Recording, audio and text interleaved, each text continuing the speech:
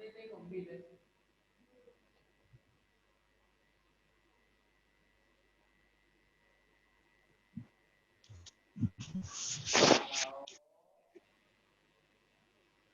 फोपड़ने बंद कर दी करो।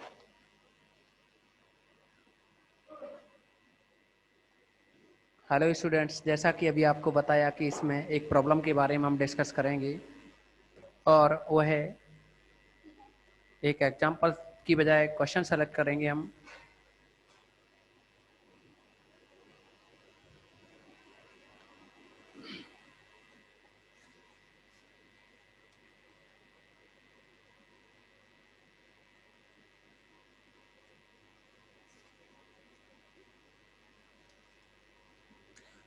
क्वेश्चन नंबर 5 भाग हैं। एक्सरसाइज में 5th नंबर का जो क्वेश्चन है उसके क्या है, 5 भाग हैं और उन 5 भागों में से हम 3rd नंबर का जो पार्ट है इसको करा रहे हैं। x log 10x is equal to 1.2 ये दे रखा है। इसमें कहा है कि दशमलव सही 3 दशमलव स्थानों तक वास्तविक मूल्य ज्ञात करो, यानी पॉइंट के बाद 3 अंक तक आंसर मैच होना चाहिए। तो इसके लिए क्या करेंगे, ये आप सभी स्टूडेंट क्या करते हो, वीडियो स्टॉप किया करो, वीडियो स्टॉप किया करो। ये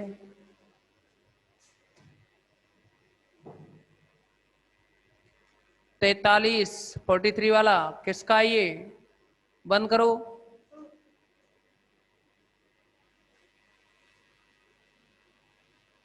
तो यहां हम फंक्शन को डिफाइन करें तो ये कह सकते हैं, माना f of x is equal to x log 10x minus 1.2, यह बना। अब आप इसमें देखिए, एक तो 10 बेस का लॉग होता है, एक ई बेस का होता है। उनकी क्या है, आपको जरूरत पड़ेगी और उनकी जरूरत पड़ेगी तो आप क्या है कि यहाँ 10 बेस वाला जो लॉग है ना उसको काम में लेंगे। आपके जो कैलकुलेटर होगा उसमें LOG लिखा होगा, LOG।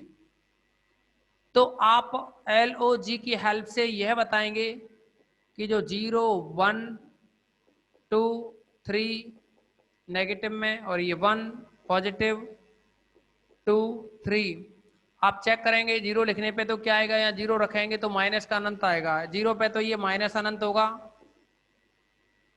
1 रखेंगे तो log 1 0 होता है तो ये माइनस का 1.2 आएगा। 1 पे 2 रखेंगे तो वैल्यू निकालो आप कैलकुलेटर से और बताइए कमेंट्स में कितनी आई 2 पर। क्योंकि अपने पास कैलकुलेटर नहीं है, निकालिए ये वैल्यू। 2 पर वैल्यू निकालो और बताओ कितनी आई। टोटल वैल्यू निकालोगे f of x is equal to x log 10x minus 1.2।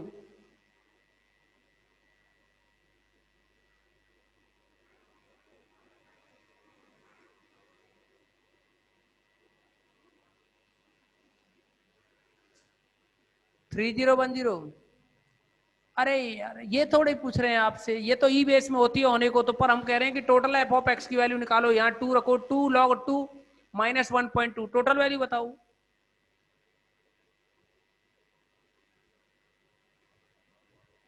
नहीं आई वैल्यू भाई, मन का सा आंसर नहीं दिया तुमने।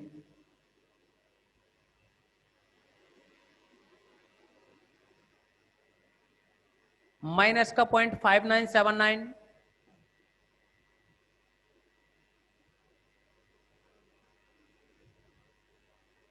10 बेस यूज में लिया है या फिर ई बेस। Minus 0.59794 minus 0.59794। अच्छा 3 पे वैल्यू निकालिए।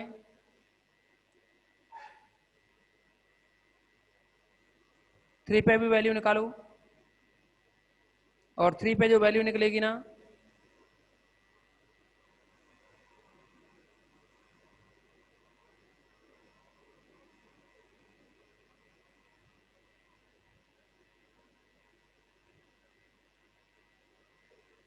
2.31।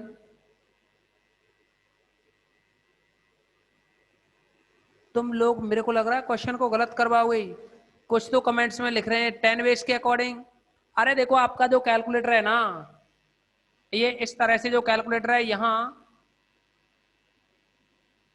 यहां 2 बटन होंगी इस जगह। इसमें एक में तो लिख रहा है LOG लिख रहा है एक में, तो दोनों बटन है यहां पास पास हैं दोनों। एक में तो लिख रहा है इसमें LOG और इसमें लिख रहा है LN। तो इसके नीचे यहां लिख रहा है 10 और यहां लिख रहा है E। तो आप इस बटन को काम में लो ना, LOG वाली को, सभी स्टूडेंट।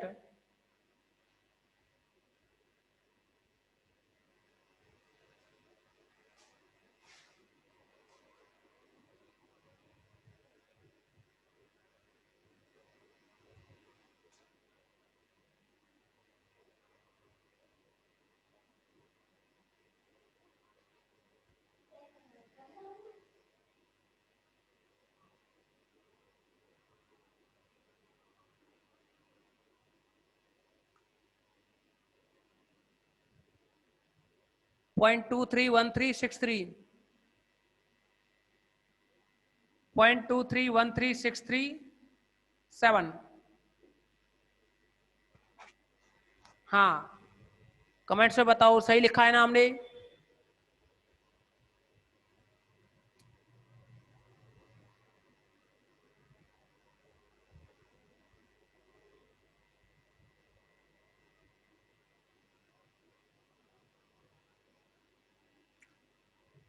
अब देखिए, आपको बताया हमने कि जो रियल रूट्स होते हैं ना, वो एक नेगेटिव और एक पॉजिटिव के बीच में होते हैं ना। तो हम यहां ये कह सकते हैं, तब ये कह सकते हैं कि चूंकि f(2) इज इक्वल टू आया -0.59। देखो ये पॉजिटिव है, ये नेगेटिव है, ये बना माइनस का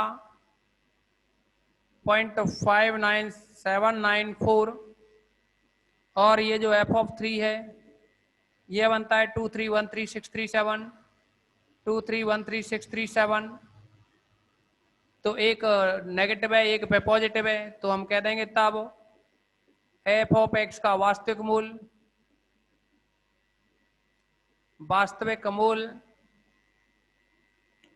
2 और 3 है, इनके बीच में होगा, 2 3 के मध्य होगा।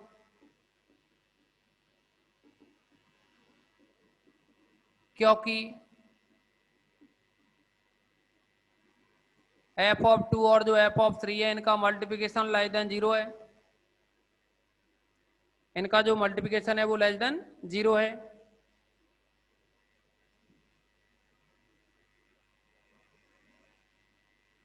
अब हम इसका प्रथम सन्निकटन निकालेंगे, लेकिन उसके लिए आप एक डायग्राम टाइप से बना लेंगे, जिसकी जरूरत नहीं है, फिर भी बनाना पड़ता है क्योंकि इसकी हेल्प से ही सवाल होता है। आप देखेंगे रियल रूट्स है वो 2 3 के बीच में होगा ना, और 2 पे वैल्यू नेगेटिव है, 3 पे वैल्यू पॉजिटिव है, 2 है और ये 3 है। 2 पर जो वैल्यू आई, इस 2 पे जो वैल्यू है वो है -.59794 और इस 3 पे जो वैल्यू है वो है आपकी 2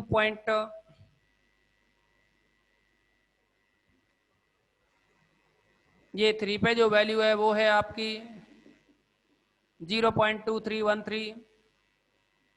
लिख सकते हैं यहां 0.2313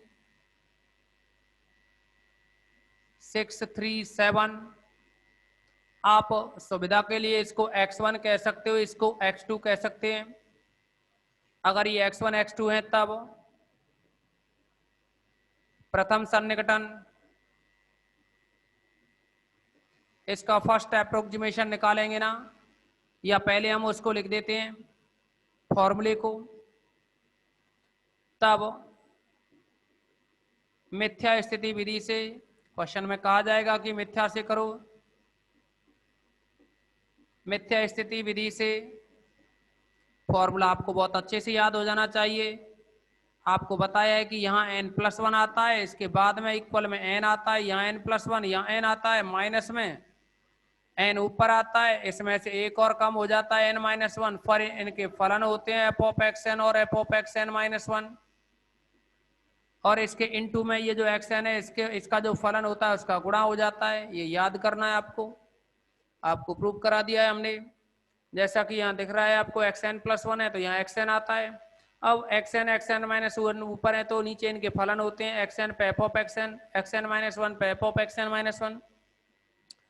ये xn है तो इनके साथ में मल्टीप्लाई में f(xn) आता है। याद करने के लिए ये एक तरीका आप अपने आप बना सकते हो।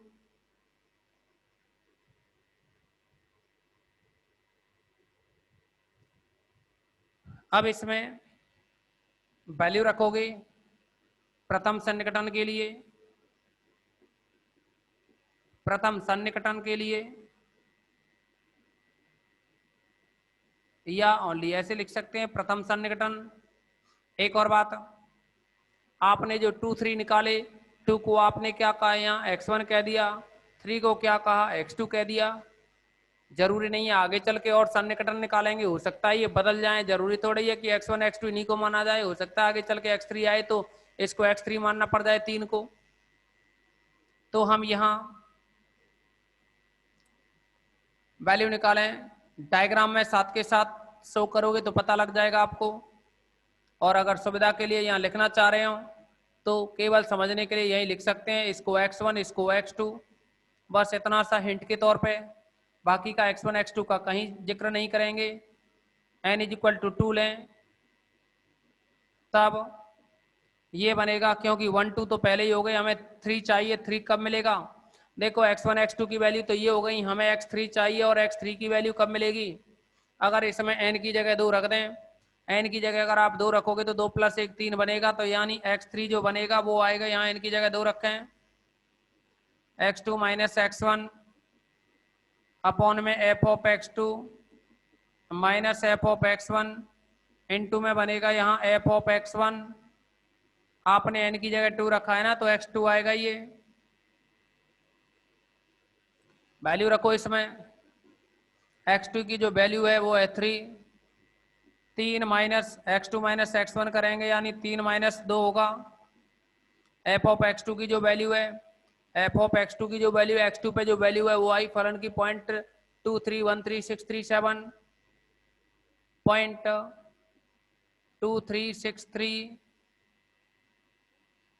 0.2313637 माइनस, अभी देखो एक माइनस तो इस फॉर्मूले में होता है, और अभी f(x1) यानी x1 पे वैल्यू ये है तो एक माइनस यहाँ से आएगा, तो ये माइनस माइनस हो गई प्लस, यह बन जाएगा 0.59794 इनटू में आएगा f(x2) है, तो f(x2) पे जो वैल्यू है, f(x2) पे जो वैल्यू है, x2 पे वैल्यू आप देखेंगे कि ये है 0.2313637, 2313637। आप इसकी कैलकुलेशन करेंगे, वैल्यू निकालेंगे।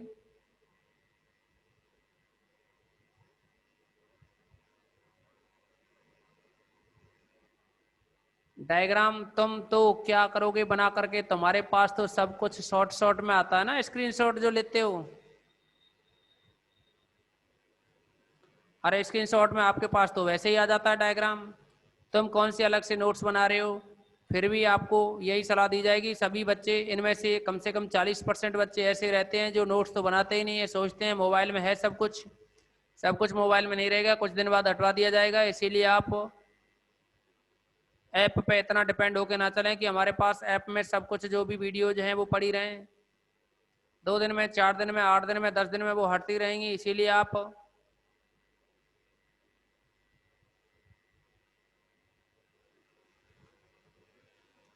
आप क्या है कि क्लास जैसे ही कंप्लीट हो जाए करे तो उसकी जो प्रॉब्लम है उनको किया करो, ठीक है ना। अब देखो इसमें ये कैलकुलेशन करनी है, इस कैलकुलेशन को बताइए जल्दी से कितनी आई।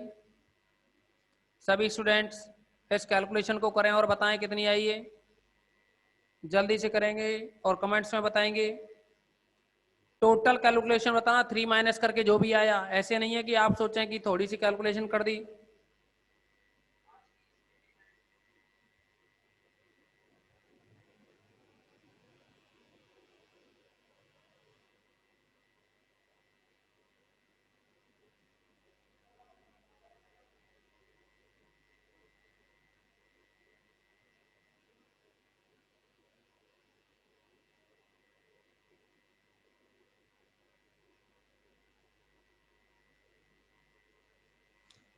बताएंगे आप क्या यही वैल्यू आ रही है क्या? माइनस का 2.7210145509। आप चाहो तो केवल 0.721 ले सकते हैं, यानी 2.721। जीरो के बाद वाली वैल्यू को हटाओ, ये x3 की वैल्यू रही। अब आप ये चेक करेंगे, कि इस पर फलन की वैल्यू कितनी रही। तो फलन की वैल्यू को निकालेंगे तथा f ऑफ 2.721 इस पर फलन की वैल्यू निकालें, यानी यहाँ x की जगह 2.721 रखेंगे। बताएंगे इसके बाद में जो भी आया।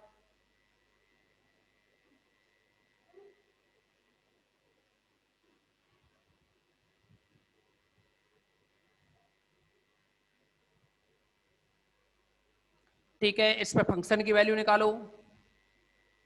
2.721 पे फंक्शन की वैल्यू निकालेंगे।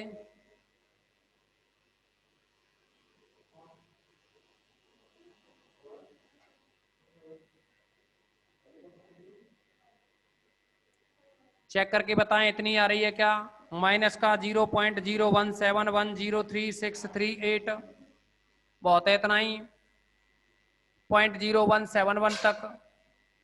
अब आप देखेंगे कि ये जो वैल्यू निकली ना 2.721, 2 है ये 3 है तो 2.7 कहीं इधर होगी, और इस पे नेगेटिव आ रही है यानी नीचे की तरफ होगी। और ये पॉइंट है यहाँ 2.721, इस पे फलन की वैल्यू नेगेटिव है और वो भी है माइनस का 0.0171। तो अब हम यह कह सकते हैं कि जो फलन F of X is equal to zero, या समीकरण F of X is equal to zero का जो वास्तविक मूल होगा वो 2.721 और 3 के मध्य होगा। अतः F of X is equal to zero का वास्तविक मूल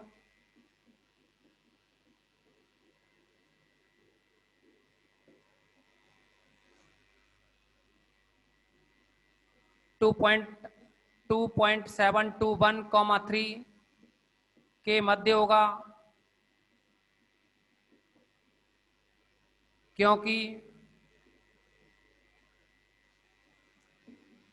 F of 2.721 into F of 3 less than zero, यानी इन दोनों का गुणन क्या है? जीरो से छोटा है, अर्थात एक नेगेटिव और एक पॉजिटिव है। तो अब हम इसका द्वितीय सन्निकटन निकालेंगे। द्वितीय सन्निकटन, दूसरा सन्निकटन निकालेंगे। तो इसमें n की वैल्यू क्या करेंगे? इस फॉर्मूले में n की वैल्यू 3 रख देंगे। 3 रखेंगे तो ये 3 और 1 4 हो जाएगा, n इक्वल टू 3 पर। तो यह बन जाएगा, n की वैल्यू 3 रखेंगे तो ये बनेगा x4 is equal to x3 minus का x3 माइनस x2 अपॉन में f of x3 minus f of x2 into में f ऑफ x3। ये फॉर्मूला बन जाएगा। आप इसका स्क्रीनशॉट लें, स्क्रीनशॉट लेंगे आप इसका। अब क्या करेंगे हम, देखिए अगर आपने इसका स्क्रीनशॉट ले लिया हो तो आप समझेंगे कि अब हम इसको तो x2 मानेंगे, ये x2 मानेंगे और इसे हम x3 मानेंगे। तो इनको x2 x3 मानेंगे। अब इनको इसको x2 इसको x3 मानेंगे। थोड़ी देर पहले ही कहा था कि ये दो बदलते रहेंगे, अपने माइंड में सेट करना है कि किस तरह से x2 माना जाएगा, ये तो माइंड में आपको सेट करके रखना है। तो इसका स्क्रीनशॉट ले लिया होगा आपने।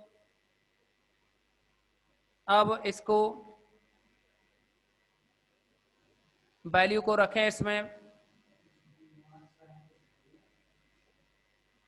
जैसे इसमें वैल्यू रखी जाए तो आप देखेंगे कि x4 is equal to x3 है। अपने पास x3 पे जो वैल्यू है वो है 0.231363, 0.231367 माइनस, और फिर है ऊपर x3 माइनस x2। x3 की वैल्यू 3 है, x2 की वैल्यू 2.721 है, अपॉन में f of x3। f of x3 पे जो वैल्यू है वो है 0.231363, 2313637 माइनस एक माइनस तो यहाँ फॉर्मूले में आता है, और फिर x2 पे जो वैल्यू है ये भी नेगेटिव है, तो एक नेगेटिव और आएगा तो पॉजिटिव हो जाएगा, और ये बनेगा 0.0171, और इसके साथ में जो मल्टीप्लिकेशन में है एफ ऑफ x3, तो x3 पे जो वैल्यू है वो है 0.23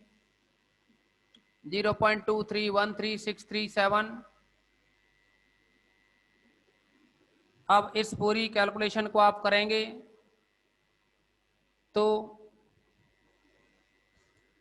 चैट बॉक्स में बताएं पूरी कैलकुलेशन करने के बाद। हाँ टाइम हो गया है हमें भी पता है, फिर भी 1-2 मिनट बची हैं, अभी 3 मिनट हैं, क्वेश्चन हो जाएगा, डोंट वरी।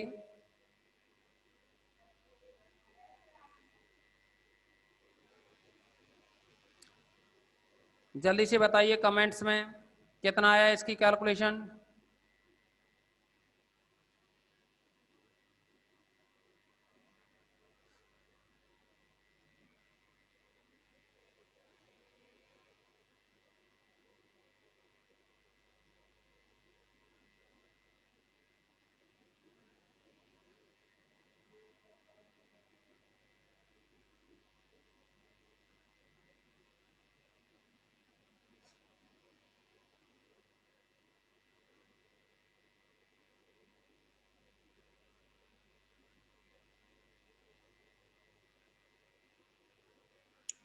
बताइए जल्दी से।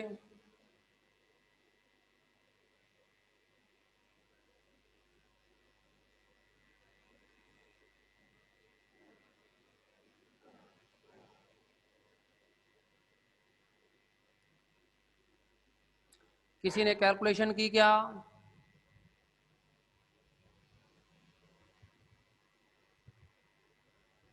हाँ x3 की जगह 3 है, x3 की जगह 3 है, सॉरी यहाँ 3 रहेगा, x3 की जगह 3 है।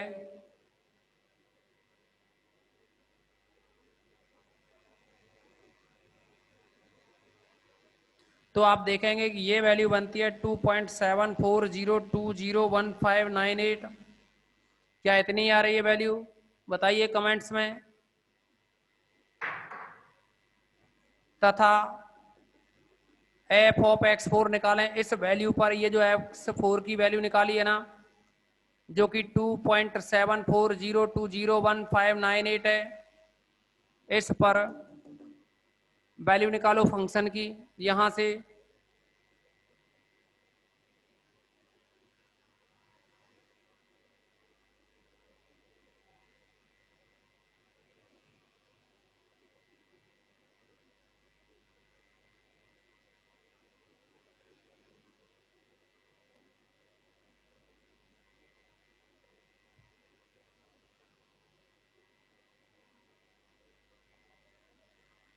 तो ये वैल्यू बनती है आपकी नेगेटिव में 0.000389।